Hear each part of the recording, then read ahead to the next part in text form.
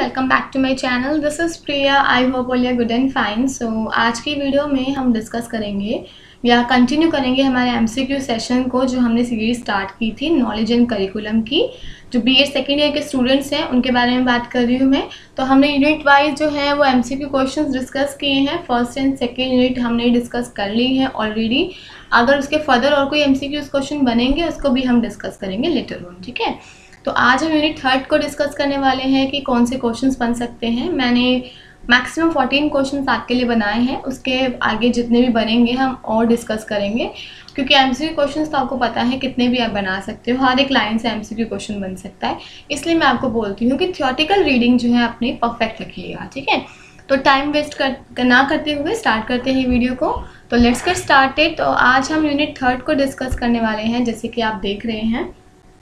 हाँ, तो unit third के क्वेश्चन डिस्कस करेंगे। तो this is your first question. First question क्या है आपका? What is the full form of NCF? NCF आपने फर्स्ट ईयर में भी पढ़ा था, एनसीएफ 2005। आई थिंक आपको याद आ रहा होगा। तो क्या है फुल फॉर्म? आपको पता है क्या है फुल फॉर्म? ऑप्शन है national curriculum facilitate, national curriculum framework, national curriculum features and national curriculum functions. मैंने आंसर्स पहले से दे रखे हैं क्योंकि टाइम नहीं हम इतना वेस्ट करेंगे, क्योंकि पेपर आपके कभी भी आ जाएंगे और हमें सारे सब्जेक्ट्स को कवर अप करना है जितना हम कर पाएंगे। तो नेशनल करिकुलम फ्रेमवर्क क्या है? इसके फुल फॉर्म है, इसका राइट आंसर है आपका option number second, that is national curriculum framework, ठीक है। नेक्स्ट पे चलें। नेक्स्ट है आपका करिकुलम इज डिराइव फ्रॉम। आपको पता ना, आप जब भी कोई डेफिनेशन पढ़ते हैं उसमें हमेशा लिखा होता है कि this word is derive from this word. तो आपको बताना है करिकुलम किससे डिराइव हुआ है। ऑप्शंस आर लैटिन वर्ड से, इंडियन वर्ड से, ग्रीक वर्ड या बोथ ए एंड सी। तो आपका जो करिकुलम है वो लैटिन वर्ड से डिराइव हुआ है, ठीक है। तो ऑप्शन क्या है आपका? Option number first, that is Latin word. Move on to the next question. Third is curriculum is derive from Greek word which is, sorry Greek word से डिराइव हुआ है, मैंने लैटिन वर्ड लिख दिया, एक सेकेंड रुकिएगा। तो आंसर लैटिन वर्ड ही है, ये सही है। क्वेश्चन नेक्स्ट में आई थिंक मुझसे मिस्टेक हो गया है। जो आपका थर्ड क्वेश्चन है उसमें यहाँ पे लैटिन वर्ड आएगा, गलती से ग्रीक वर्ड लिख दिया है मैंने, तो इसको करेक्ट कर लीजिएगा। तो curriculum is derive from Latin word which is, आपको बताना है कि कौन सा है वो वर्ड। आपको ऑप्शंस ऐसे भी दे दिए जाएंगे कि स्पेलिंग्स को आगे पीछे करके आपको बताना पड़ेगा। जैसे करी करे, मीनिंग और बोलने का प्रोनाउंसिएशन सबका सेम है, करियर एंड करियर, ठीक है। तो आपको इसमें से राइट बताना है, तो स्पेलिंग अच्छे से लर्न कीजिएगा। आपका ऑप्शन नंबर सेकंड सही है, दैट इज CURRERE, ठीक है, करिकर। तो करिकुलम डिराइव हुआ है लैटिन वर्ड से, ये मिस्टेक से प्रिंट हो गया मुझसे, तो वो है आपका करिकर, दैट इज CURRERE, ठीक है। नेक्स्ट सॉरी, तो राइट आंसर क्या है आपका? Option number second, that is करिकर। नेक्स्ट क्वेश्चन पे चलते हैं। नेक्स्ट है आपका करिकुलम एम्बॉडीज, एक सेकेंड, हाँ। Curriculum embodies all the experiences which are utilized by the school to attain the aims of education. Who said this? तो एक स्टेटमेंट है, ये आपको बताना है ये स्टेटमेंट किसने दी थी। आपको पता है मैं हर यूनिट के जो आपको एमसीक्यूज़ बताती हूँ तो आपको बोलती हूँ कि स्टेटमेंट्स को और ऑथर्स के नेम्स को अच्छे से आप पढ़ेंगे, क्योंकि एमसीक्यूज़ में ऑथर्स के नेम बहुत सारे आते हैं।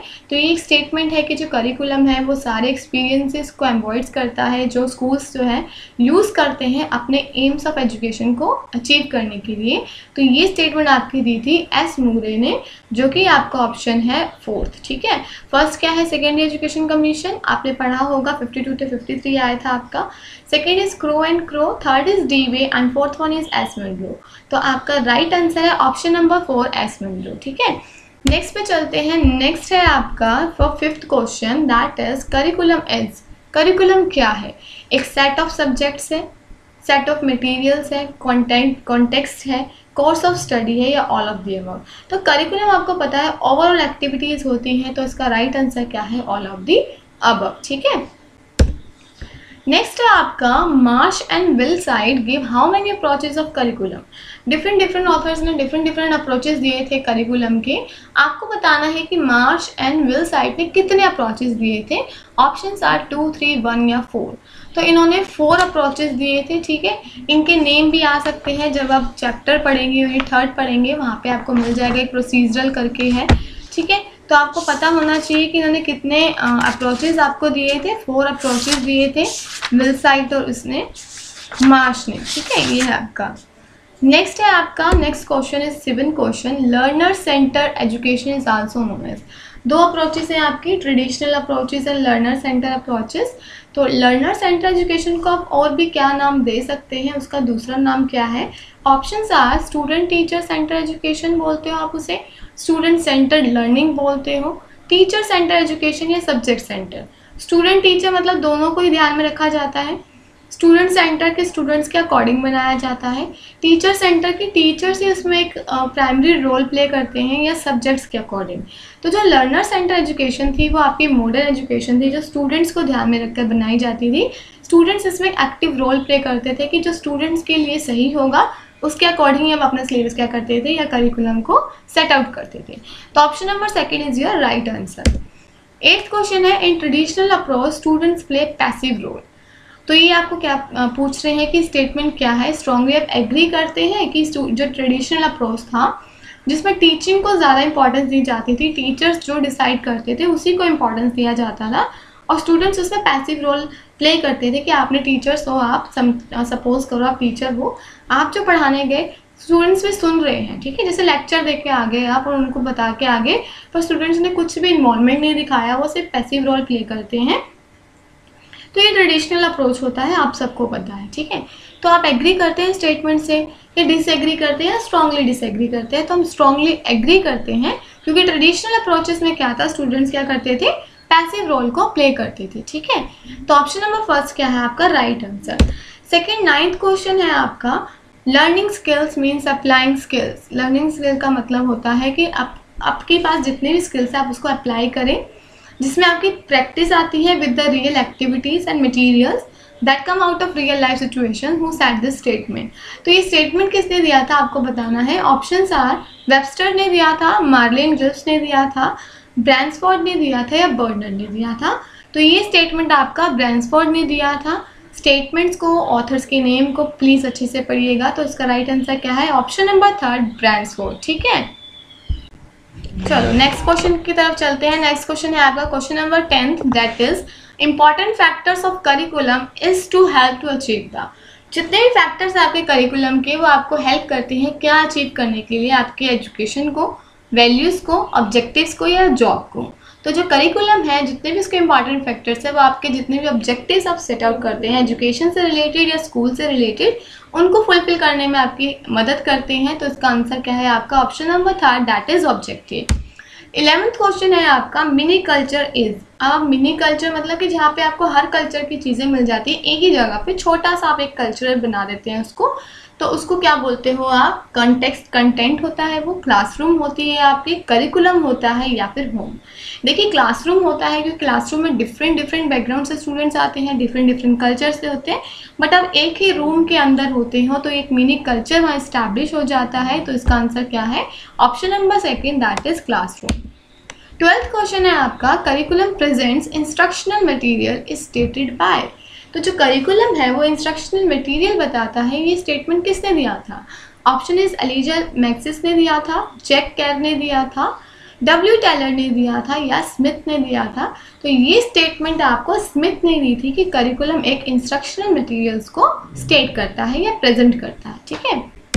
13th क्वेश्चन है आपका an outline of the topics of a subject to the covered specific time. एक आउटलाइन होती है ना टॉपिक की, आपको बताया जाता है एक टॉपिक का आउटलाइन है, तो एक सब्जेक्ट का आउटलाइन होता है, टॉपिक एक सब्जेक्ट आपको बताया जाता है, ठीक है। जैसे मान लीजिए एक सब्जेक्ट है इकोनॉमिक्स, आपको उसका एक टॉपिक दे दे, एक आउटलाइन बता दी, जो एक स्पेसिफिक टाइम को कवर अप करते हैं उसको क्या कहते हैं हम, कोर्स। कोर्स जो होता है आपका एक स्पेसिफिक टाइम तक होता है कि इतने टाइम तक आपको वो कोर्स कंप्लीट कराना है, तो उसको आप बोलते हो कोर्स, ठीक है। प्रोग्राम भी आपका एक दिन में भी हो जाता है, इसको टाइम भी लगता है। सिलेबस आपका पूरा ईयर तक चलता है जब तक आपकी क्लास ख़त्म होती है, ठीक है। करिकुलम ओवरऑल एक्टिविटीज़ आप जो इन्वॉल्व करते हैं। कोर्स एक ऐसी चीज़ है जो आपको एक स्पेसिफिक टाइम पहले से ही पता होता है। जैसे हम शॉर्ट टर्म कोर्सेज आप ज्वाइन करते हो ना कि आपको 6 मंथ के अंदर ही उसको कंप्लीट करना है, 3rd मंथ के अंदर ही, तो वो क्या आता है आपका कोर्स।